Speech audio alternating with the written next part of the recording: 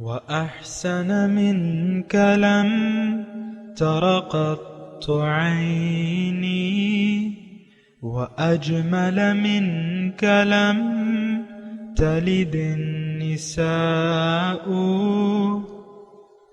خلقت مبرأ من كل عيب، خلقت مبرأ من كل عيب، كأنك قد خلقت كما تشاء. كتاب أنزلناه إليك مبارك ليدبروا آياته وليتذكر أولو الألباب. یہ کتاب برکت والی ہے جسے ہم نے آپ کی طرف نازل فرمایا ہے تاکہ دانش مند لوگ اس کی آیتوں میں غور و فکر کریں اور نصیحت حاصل کریں۔ اعوذ باللہ من الشیطان الرجیم، بسم اللہ الرحمن الرحیم۔ سامعین اور ناظرین کرام، السلام علیکم ورحمۃ اللہ وبرکاتہ۔ سامعین کرام، سورہ ابراہیم آیت نمبر 36 سے آج کا سبق شروع ہو رہا ہے، اور آج کی درس کے دو موضوعات اہم ہیں۔ پہلا اس میں یہ ہے کہ کیا ہمارا دل صنم آشنا ہے؟ دوسرا، کیا ہم نے نماز کو ضائع کر دیا ہے؟ اس کے ساتھ ہی سامعین کرام آج کے سبق کا آغاز کرتے ہیں۔ سب سے پہلے گزشتہ سبق کی دہرائی ہوگی۔ بسم اللہ الرحمن الرحیم۔ اللہ کے نام سے شروع جو نہایت مہربان ہمیشہ رحم فرمانے والا ہے۔ وَإِذْ قَالَ إِبْرَاهِيمُ رَبِّ اجْعَلْ هَذَا الْبَلَدَ آمِنًا وَاجْنُبْنِي وَبَنِيَّ أَن نَّعْبُدَ الْأَصْنَامَ۔ اور یاد کیجئے جب ابراہیم علیہ السلام نے عرض کیا، اے میرے رب، اس شہر مکہ کو جائے امن بنا دے اور مجھے اور میرے بچوں کو اس بات سے بچا لے کہ ہم بتوں کی پرستش کریں۔ سامعین کرام، سورہ ابراہیم آیت نمبر 36،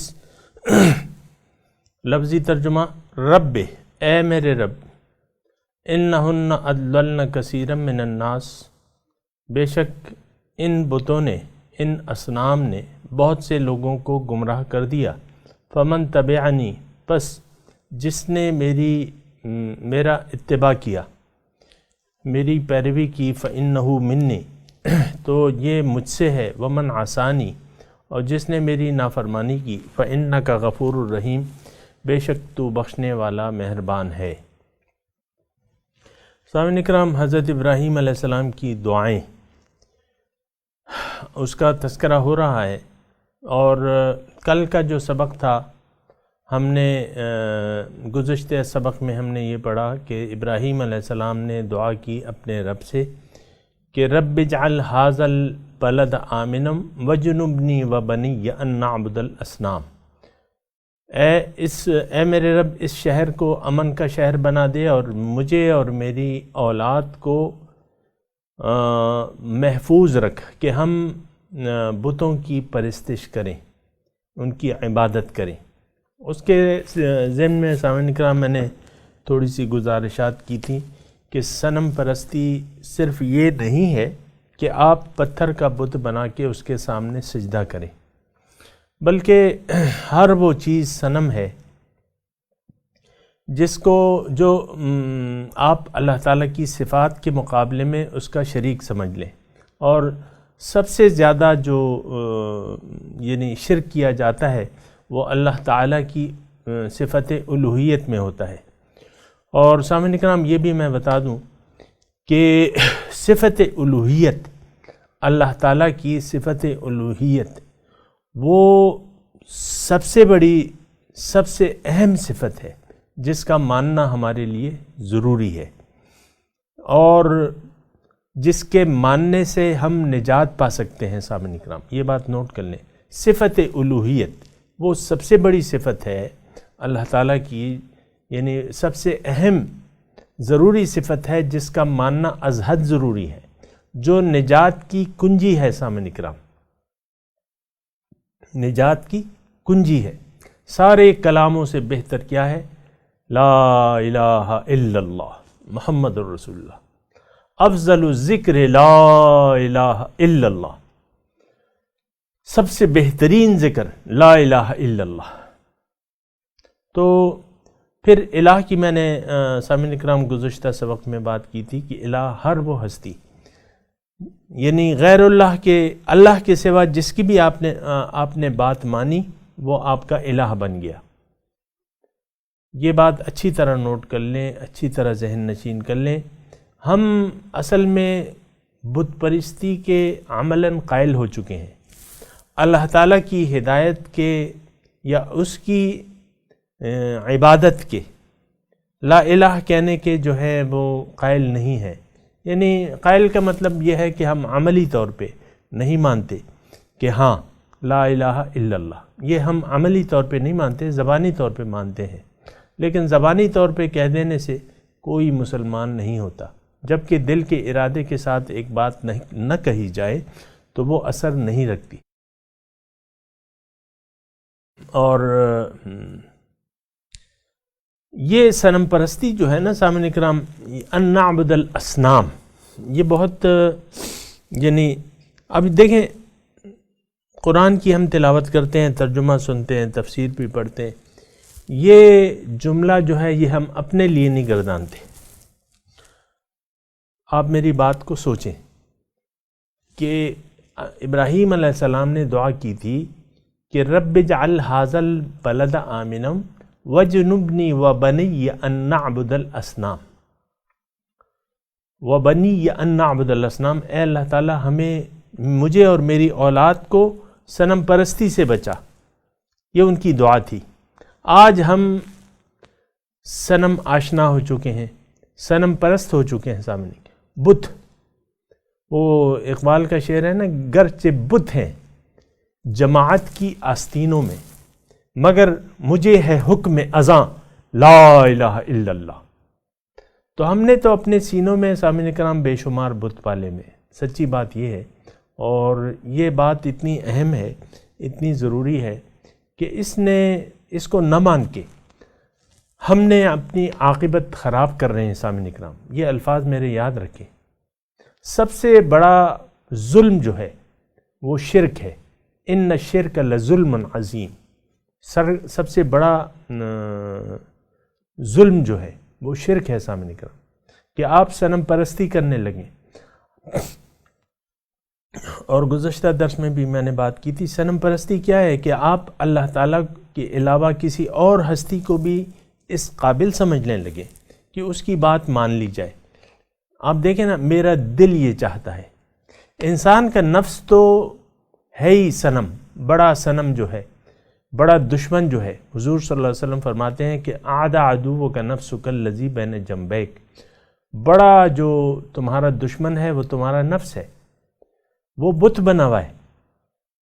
تو یہ بت پرستی چھوڑنی ہوگی سامعین کرام اگر ہم نے نجات حاصل کرنی ہے. سامعین کرام اپنی زندگی میں نجات حاصل کرنی ہے، آخرت میں دوزخ کی آگ سے اگر نجات حاصل کرنی ہے، اور جنت میں اگر جانا ہے تو صنم پرستی کو چھوڑنا ہوگا. سامعین کرام دیکھیں، گناہ جو ہے، میری بات ذرا یہ توجہ سے سنیں، گناہ الگ چیز ہے اور بغاوت الگ چیز ہے. یہ دونوں ایک سے نہیں ہو سکتے. گناہ مومن سے صادر ہوتے ہیں لیکن بغاوت مومن نہیں کر سکتا. ہم نے تو عملاً بغاوت کی بھی ہے، اور اس کی وجہ ہماری لا علمی بھی ہے. سامعین کرام لا علمی بھی ہے، لیکن آپ کو معلوم ہے کہ لا علمی ہمیں اس عذاب سے نہیں بچا سکتی. جو اعمال ہم کر رہے ہیں اس کی نتائج کا ہمیں بہرحال سامنا کرنا پڑے گا، کیونکہ لا علمی کوئی جواز نہیں ہے کہ مجھے علم نہ تھا. ہم علم نہ ہونے کے باوجود صنم پرست ہو چکے ہیں. دیکھیں اس بات کا اپنے آپ کو قائل کرنا پڑے گا کہ لا الہ الا اللہ، اللہ تعالیٰ ہی الہ واحد ہے۔ دیکھیں تمام پیغمبروں کی دعوت کا پہلا جملہ یہ ہے کہ اللہ کی بندگی اختیار کر لو، اس کے سوا کوئی معبود نہیں۔ ما لکم ان اعبدوا اللہ ما لکم من الہ غیرہ، یہی الفاظ جو آپ مختلف پیغمبروں کے حالات پڑھیں، ان کا پہلا جملہ یہ تھا کہ اللہ کی بندگی اختیار کر لو، اللہ کو الہ واحد تسلیم کر لو، کیونکہ اس کے سوا کوئی اور معبود ہے نہیں۔ ما لکم من الہ غیرہ، اس کے علاوہ کوئی معبود نہیں ہے۔ تو سامعین اکرام ذرا یہ بات توجہ سے سنیں، ہم لوگوں نے لا علمی کی وجہ سے بت پرست بن چکے ہیں، اور بت پرستی جو ہے، صنم پرستی جو ہے، یہ بہت بڑا گناہ ہے، بہت بڑا ظلم ہے قرآن کی زبان، ان الشرک لظلم عظیم۔ تو بہرحال یہ ساری باتیں ہیں اور تھوڑا سا اس پہ غور کرنا چاہیے۔ اور اس گفتگو کے آخر میں ایک شعر بھی میں آپ کی سامنے، علامہ اقبال کا ایک شعر آپ کے ساتھ شیئر کرنا چاہتا ہوں کہ جب بھی جھکا میں نماز میں تو زمیں سے آنے لگی صدا، تیرا دل تو ہے صنم آشنا، تجھے کیا ملے گا نماز میں۔ جب بھی سر بس سجدہ ہوا میں تو زمیں سے آنے لگی صدا، تیرا دل تو ہے صنم آشنا، تجھے کیا ملے گا نماز میں۔ تو صنم آشنا ہو چکے ہیں سامعین اکرام، اور یہ میں آہستگی سے کہہ رہا ہوں، اس میں کوئی جذبات شامل نہیں ہے سامعین اکرام، کوئی جذباتی عنصر میری اس گفتگو میں شامل نہیں ہے۔ صنم، ہم نے غیر اللہ کو بت بنا لیا ہے، ان کی عبادت کر رہے ہیں، مختلف بت ہیں۔ دیکھیں دولت کو بھی بت بنا لیا ہے ہم نے، دولت سے اتنی محبت جتنی اللہ سے، بلکہ اللہ سے زیادہ محبت ہم دولت سے کرتے ہیں، بسا اوقات اولاد سے کرتے ہیں، بسا اوقات بیوی سے کرتے ہیں، بسا اوقات شوہر سے کرتے ہیں، اور بسا اوقات اپنے عہدے سے، اپنے رتبے سے اللہ سے زیادہ پیارے ہوتے ہیں وہ ہمیں۔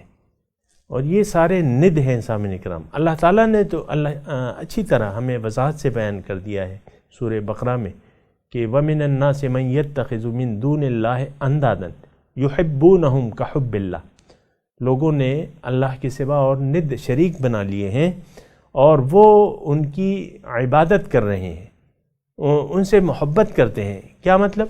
ند کا مطلب يُحِبُّونَهُمْ كَحُبِّ اللَّهِ۔ دیکھیں اللہ تعالیٰ نے یہ لفظی ترجمہ آپ پڑھیں، آپ کو یعنی میں اپنے دلائل میں صرف قرآن ہی پیش کر رہا ہوں، گفتگو کی دلیل میں قرآن پیش کر رہا ہوں کہ ہم صنم پرست ہو چکے ہیں، بت پرست بن چکے ہیں، اور یہ بت ہم نے کھڑے کیے ہوئے ہیں۔ دولت کا بت ہے، بیوی ہے، شوہر ہے، اپنا معاشرہ ہے، اپنا رواج ہے، اپنی کرسی ہے، اپنا یہ سٹیٹس ہے، آپ کی اپنی ذات ہے، یہ بھی آپ نے بت بنا لیا ہے۔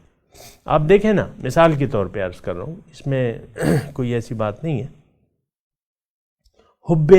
حب جاہ، ایک آپ نے اپنا ایک سٹیٹس بنا لیا ہے کہ میری داڑھی نہیں ہوگی، میں پینٹ سوٹ پہنوں گا، اور پینٹ سوٹ پہننا کوئی گناہ نہیں ہے، لیکن ویسی چلیں داڑھی مبارک سنت مبارکہ تو ہے نا، سنت مؤکدہ ہے اور وجوب کے درجے میں ہے، اور حضور کی ہدایت بھی ہے کہ داڑھیاں بڑھاؤ مونچھیں گھٹاؤ۔ آج ہم نے مونچھیں بڑھا لی ہیں، داڑھیاں ختم کر دی ہیں۔ تو بعض لوگوں نے، ویسی میں مثال کے طور پہ کہ ہم یہ اپنے بتوں کو جو ہم نے بت بنائے ہوئے نا، شخصیت کا ایک بت ہم نے بنائے ہوئے، عام طور پہ یہ بات میں سمجھنے کے لیے کر رہا ہوں، بعض لوگوں نے، بڑے بڑے لوگوں نے، نامی گرامی لوگوں نے، میں اب نام نہیں لیتا ان عہدوں کے، لیکن انہوں نے داڑھی منڈوانے یا مونچھیں ہیں یا نہیں ہیں، وہ ایک الگ بات ہے، یا مونچھیں منڈے ہوئے ہیں یا جو ہے مونچھیں بڑی بڑی مونچھیں ہیں، تو کیا یہ سنت ہے؟ ہرگز نہیں۔ اچھا، پھر کیا ہم سنت مبارکہ کو اپنانے کے لیے تیار ہیں؟ وہ لوگ جو ایسا کر رہے ہیں، کیا وہ سنت مبارکہ کو اپنانے کے لیے سنت پر عمل کرنا لازم ہے؟ سامعین کرام، رسول آئے اس لیے ہے کہ اس کی اطاعت کی جائے، اس کی پیروی کی جائے، اور رسول کے اتباع میں نجات ہے۔ سامعین کرام، قرآن اس پہ شاہد ہے، میں تو نہیں کہہ رہا۔ تو یہ ویسے ہی میں داڑھی شریف کی بات کر رہا ہوں، ورنہ حقیقت یہ ہے کہ داڑھی میں اسلام نہیں ہے۔ یعنی ایک شخص کا نظریہ اگر چینج نہیں ہوا اور مقصد زندگی چینج نہیں ہوا تو اس کی داڑھی ہو یا نہ ہو، اس سے تو کوئی فرق نہیں پڑتا۔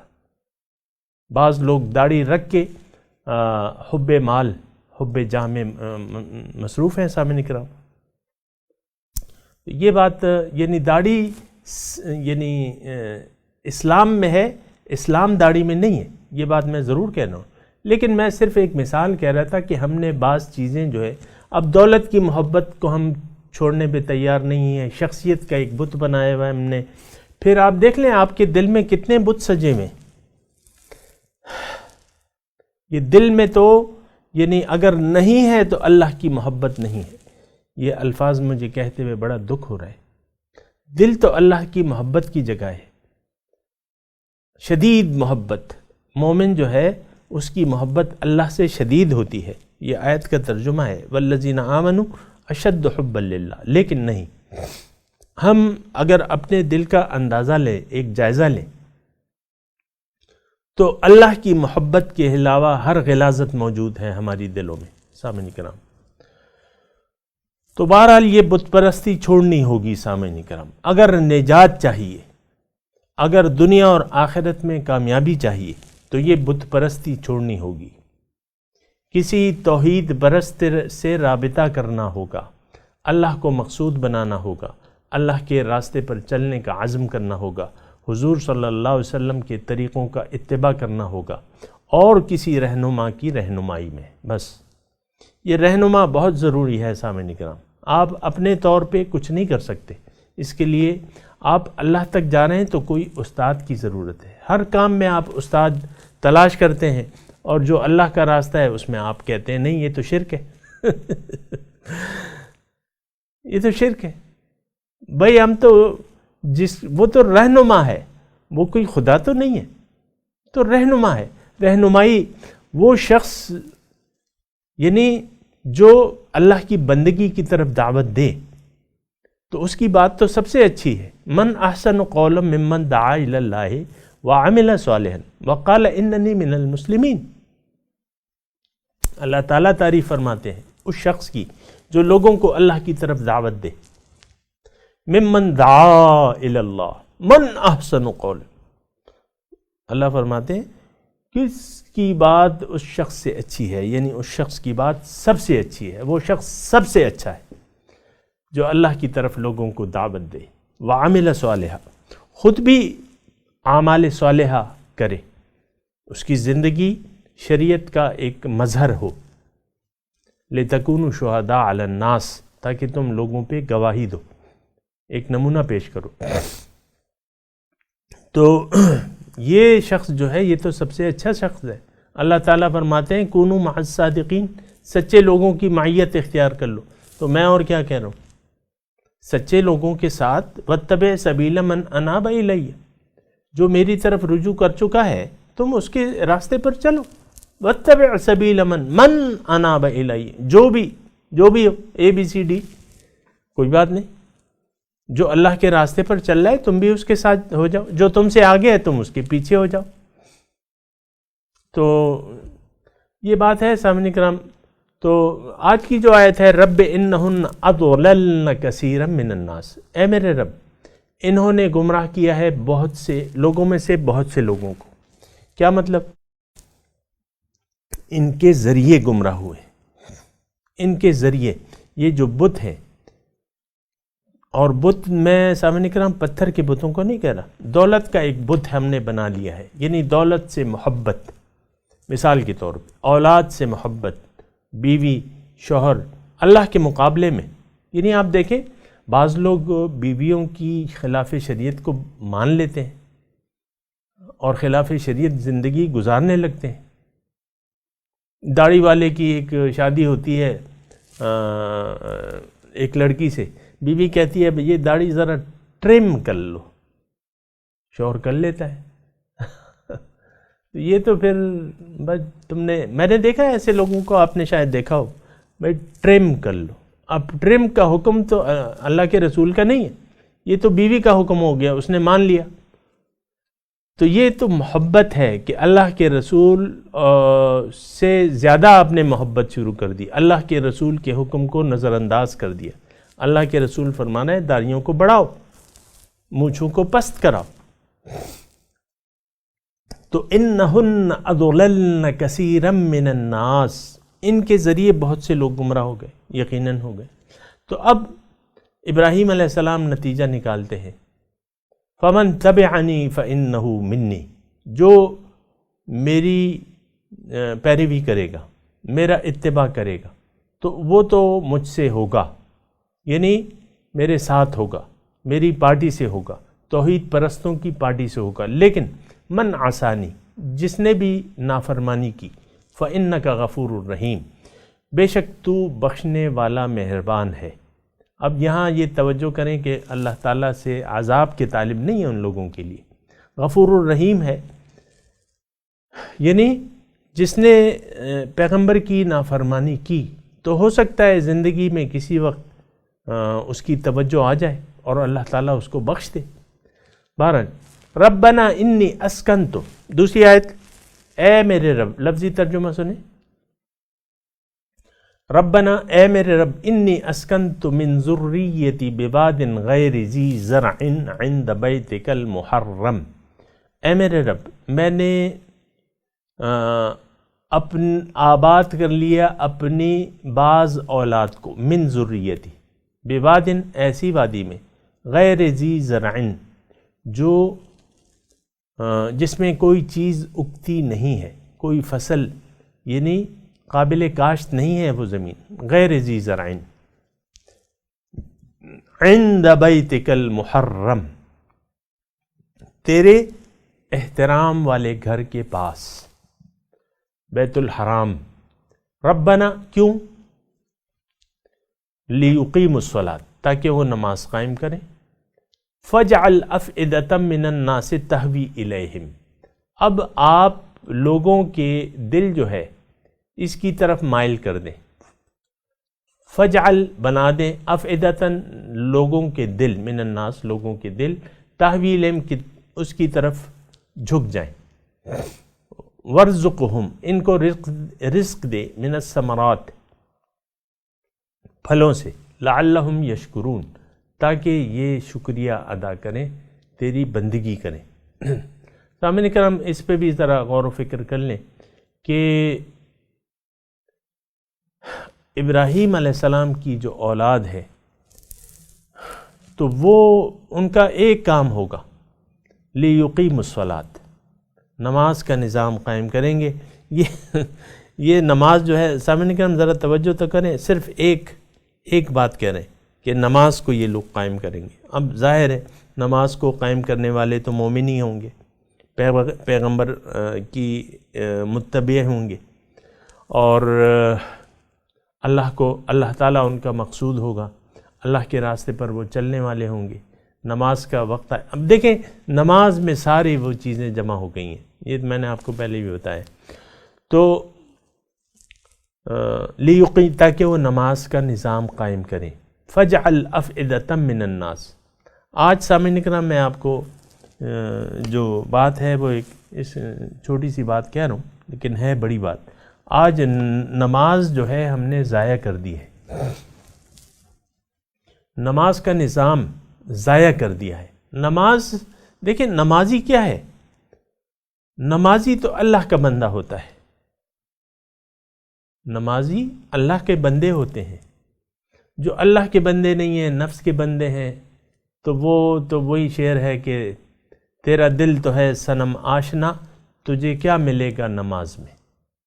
تو ہمارے دل تو صنم آشنا ہے، تو یہ نماز کی اقامت صلاۃ جو ہے یہ اللہ کے بندے ہی اقامت صلاۃ کر سکتے ہیں. سامعین کرام پھر جب اقامت صلاۃ ہوتی ہے سامعین کرام، پھر معاشرہ جو ہے وہ ایسا معاشرہ نہیں ہوتا جیسے معاشرے میں میں اور آپ رہ رہے ہیں. سامعین کرام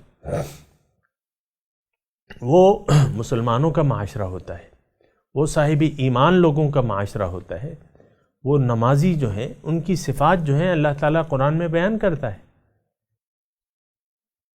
تو اب یہ میں اس پہ مزید اور گفتگو مطلب پھر کسی وقت انشاءاللہ کر لوں گا۔ اب اللہ تعالیٰ یہ ابراہیم علیہ السلام کہہ رہے ہیں میں نے ان کو یہاں آباد کیا ہے، تو اب آپ سے میری دعا ہے کہ لوگوں کے دل اس کی طرف رجوع کریں، تہوی الیہ۔ اور آپ دیکھیں کہ لاکھوں لوگ جو ہے عمرے پہ جاتے ہیں اور خانہ کعبہ کا زیارت کرتے ہیں، اس کا طواف کرتے ہیں۔ یہ واقعی مطلب یہ دعا مقبول ہے کہ ہم میں سے ہر شخص جو ہے وہاں جانا چاہتا ہے، اور بسا اوقات ایسے بھی لوگ ہیں جو ساری عمر جو ہے جمع کرتے رہتے ہیں پیسے اس کے لیے جہاں اور وہاں جاتے ہیں۔ بہر وَارْزُقْهُمْ، اور ان کو رزق دے میووں سے، یعنی جو ان کی اصلی رزق کی ضروریات ہیں۔ یہ پھل جو ہے نا یہ کھانے کے بعد کھائے جاتے ہیں، یعنی ان کو فواکہات بھی دیں، ان کو اور یعنی دنیا کی اور نعمتیں۔ اور آپ دیکھیں کہ وہاں آپ جائیں گے جو پھل آپ کو یہاں نہیں ملتا پاکستان میں، تو وہاں ہر دنیا کا ہر اچھا پھل آپ کو وہاں ملے گا سامعین کرام، ہر اچھا پھل۔ اور یہ دیکھیں یہ وہ دعا کی قبولیت کے آثار ہیں۔ لعلہم یشکرون، اب یہ مقصد بیان کر رہے ہیں کہ یہ سب کچھ تو کیوں کرتا کہ یہ شکریہ ادا کرے۔ اور شکریہ سامعین کرام آپ جانتے ہیں شکریہ کیسے ادا کیا جاتا ہے۔ شکریہ نعمتوں کا شکریہ یہ ہے کہ جس مقصد کے لیے نعمتیں دی جا رہی ہیں ان مقصد کے لیے ہی آپ استعمال کریں، وہ نعمتیں اس مقصد کے لیے ہی استعمال کریں۔ وَارْزُقْهُم لَعَلَّهُمْ يَشْكُرُونَ، اگر شکریہ نہیں ہے تو پھر وہ معاملہ جو ہے وہ آدھے میں رہ جاتا ہے۔ یعنی یہ تمام نعمتیں جو ہے، اگر اقامت صلاۃ نہیں ہے، سامعین کرام اس آیت کا میں مضمون بیان فرما رہا ہوں، اگر اقامت صلاۃ نہیں ہے اور شکریہ نعمت خداوندی کا شکریہ نہیں ہے، زندگی بے مقصد گزر رہی ہے، زندگی گزارنے کا کوئی مقصد ہی نہیں ہے، تو پھر یہ سب کچھ فضول ہے سامعین کرام۔ پھر آپ خانہ کعبہ کے جتنے بھی چکر لگا لیں وہ کارآمد نہیں ہے، کیونکہ آپ وہ مقصد نہیں آتا، آپ اقامت صلاۃ نماز کو قائم نہیں کر رہے، اس کی میں نے آپ کو اور پھر شکریہ نہیں ادا کر رہے۔ تو سامعین کرام بہرحال یہ دعائے ابراہیم ہے۔ اب میں تلاوت کرتا ہوں، آپ میرے ساتھ دہرائیے۔ اعوذ باللہ من الشیطان الرجیم، بسم اللہ الرحمن الرحیم۔ رب انہن اضللن کثیرا من الناس فمن تبعنی فإنہ منی ومن عصانی وإنك غفور رحیم۔ ربنا انی اسکنت من ذریتی بواد غیر ذی زرع عند بیتک المحرم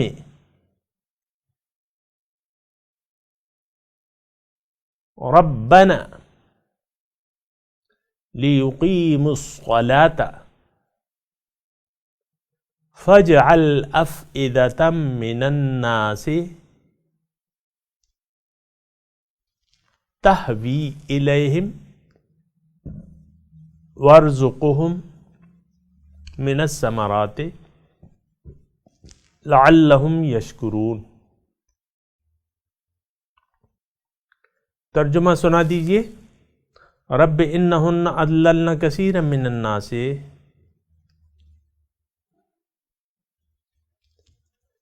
اے میرے رب انہوں نے بہت سے لوگ، ان کے ذریعے بہت سے لوگ گمراہ ہو گئے۔ فمن تبعنی، جس نے میرا اتباع کیا، فإنہ منی، تو وہ مجھ سے ہوگا، ومن عصانی، جو میری نافرمانی کرے گا، فإنک غفور الرحیم، بے شک تو بخشنے والا مہربان ہے۔ ربنا انی اسکنت من ذریتی،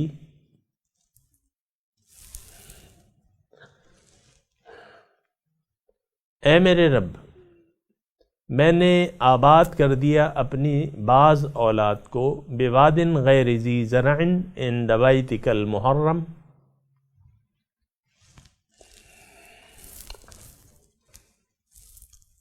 ایک بنجر وادی میں، عند بیتک المحرم، تیرے گھر احترام والے گھر کے پاس، ربنا لیقیموا الصلاۃ، اے میرے رب اس لیے کہ یہ نماز کا نظام قائم کریں، فاجعل افئدۃ من الناس تہوی الیہم، آپ بنا دیں لوگوں کے دلوں کو تاکہ وہ اس کی طرف رجوع کریں، وارزقہم من الثمرات، اور انہیں رزق دیں پھلوں میں سے، لعلہم یشکرون، تاکہ یہ آپ کی نعمتوں کا شکریہ ادا کریں۔ سامعین کرام، ابھی ان آیات کی تلاوت اور ترجمہ سنتے ہیں۔ رب إنهن أضللن كثيرا من الناس فمن تبعني فإنه مني ومن عصاني فإنك غفور رحيم. My Lord, they have led many people astray. Whoever follows me belongs with me, and whoever disobeys me, you are forgiving and merciful. ربنا إني أسكنت من ذريتي بواد غير ذي زرع عند بيتك المحرم ربنا ليقيموا الصلاة فاجعل أفئدة من الناس تهوي إليهم وارزقهم من الثمرات لعلهم يشكرون. Our Lord, I have settled some of my offspring in a valley of no vegetation by your sacred house, our Lord, so that they may perform the prayers. So make the hearts of some people incline towards them, and provide them with fruits, that they may be thankful. اس کے ساتھ ہی آج کے درس کا وقت اختتام کو پہنچا۔ انشاءاللہ کل دوبارہ ملاقات ہوگی۔ وآخر دعوانا ان الحمد للہ رب العالمین، والسلام علیکم ورحمۃ اللہ وبرکاتہ۔